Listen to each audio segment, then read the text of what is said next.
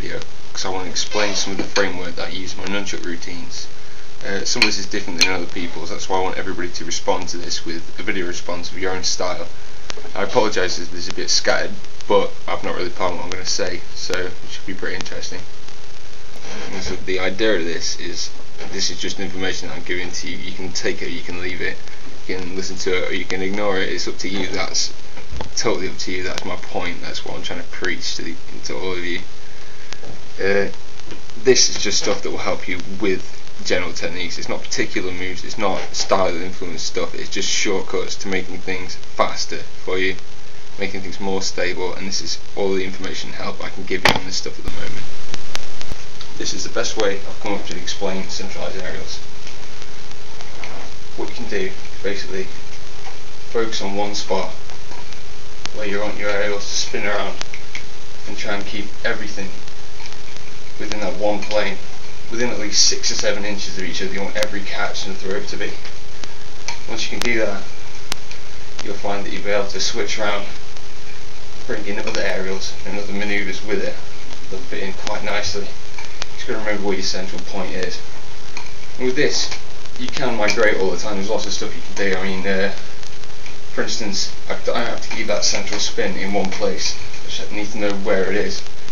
And well, to explain that, it's basically stuff like being able to throw it over there, throw it around, re-centralise.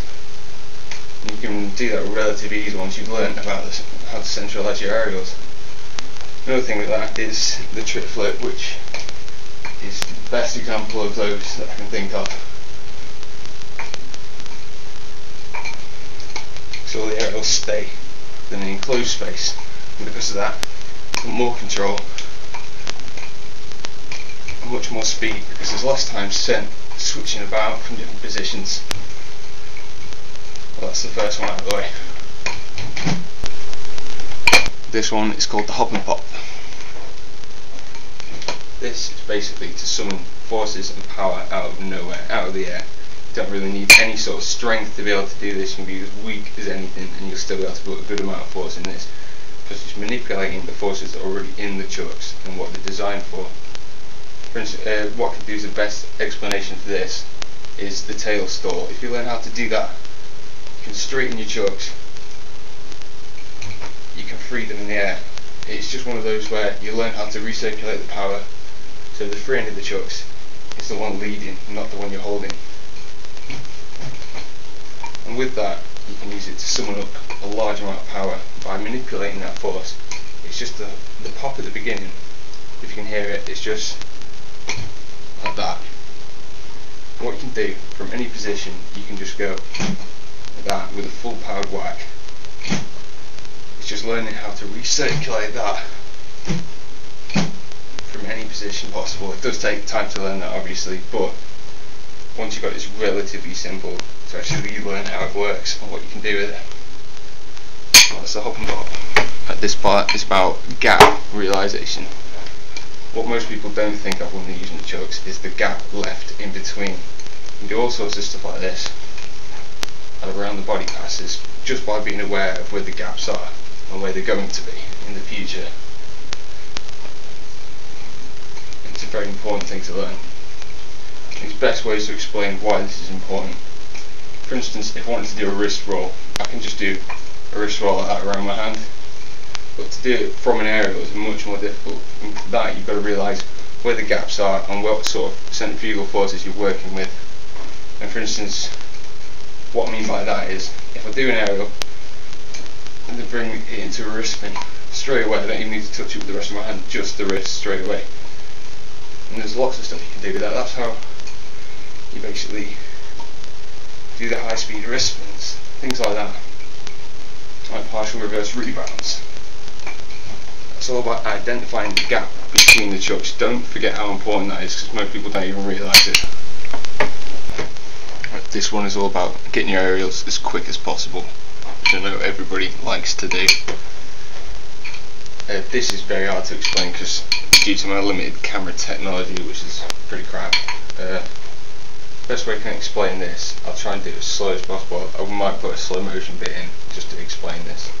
But when, say you're doing an aerial, say that one, You can do it very slowly, quite reliably.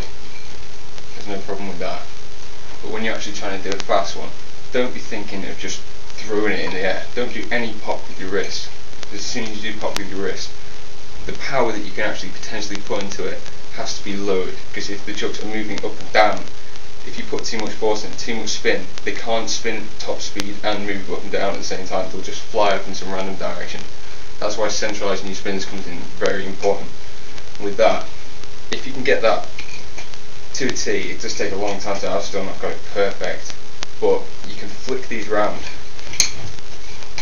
and catch them more or less straight away. Those aerials are pretty damn quick. I mean, there's not really much you can do that's faster than that. And the secret to that is releasing past the thumb roll point. Let's say I was going to release an aerial like that one. What I'd do is let it spin out of that hand and out of my thumb, so you can put all the force into it, but you don't have to do any pop in it whatsoever. The force of the actual aerial will carry itself around. The only thing you need to learn of that and your own to really figure it out is the catch bit, which it does take a long while. You will end up with a broken thumb or split nails or something if you don't do it properly, so watch out. It's the most dangerous thing about that. But that is one of the main secrets to doing fast aerials. I've seen a lot of people, what they do is when they let go is they hop their arms up, they'll throw it in the air and they'll let the air carry it around. That's not what you want to do. What you want to do is tell the nunchucks where you want them to go. So if I wanted to just do a downwards aerial from an arm bounce, I wouldn't go like flicking it in the air or anything like that. What I'd do straight away is just flick and catch. And that's just a thumb release technique. It all rolls out off the back of the hand. There's no grab and release, it just rolls out. This is the last part of the video, and this is just my little bit where I'm going to try and explain to you what I find important about nunchuck freestyle and what makes it important to me. And I think the main thing that people overlook a lot, they say it's a big buzzword that everybody uses, but individuality. You've got to create your own style, and if you don't create your own style, all you're doing is copying somebody else. If you're copying somebody else, you will never transcend them, you'll never get better than them, because you will always be one step behind.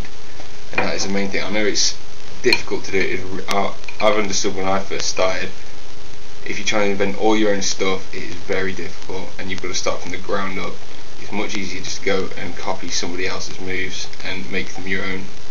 But you don't learn the underlying factors that put those moves together and what physics allow those moves to be executed. You can imitate, but you can't create. You've got to make everything yourself. If you make it yourself, you learn it from the ground up. You will know every single bit of this, and because of that, you'll be able to develop your own techniques, your own moves that are developed out of your own personal style and your own personal discoveries, rather than just taking somebody else's stuff. What I can bring up as a point to prove this is if you look at Chuck Nasty, Yeti Butt, Christoph or Howard. So all of these people have got unique styles that you could put them in a full body ninja costume. You wouldn't even be able to see their faces and you'd still know their style. You could tell it from a mile off. You can tell what their moves are and what sort of style they put together, and that's how unique it is, and that's what you've got to try and aim for. That's what, well, you don't have to listen to me if you don't want to, fair enough, but this is just the tips I'm trying to give you. I'm just trying to help everybody along with this. But that is the main thing, that's the most important thing out of anything you can ever realise about freestyle, is it's got to be about you, and if it's not about you and it's about somebody else, then you're wasting your time. You really are. See you later.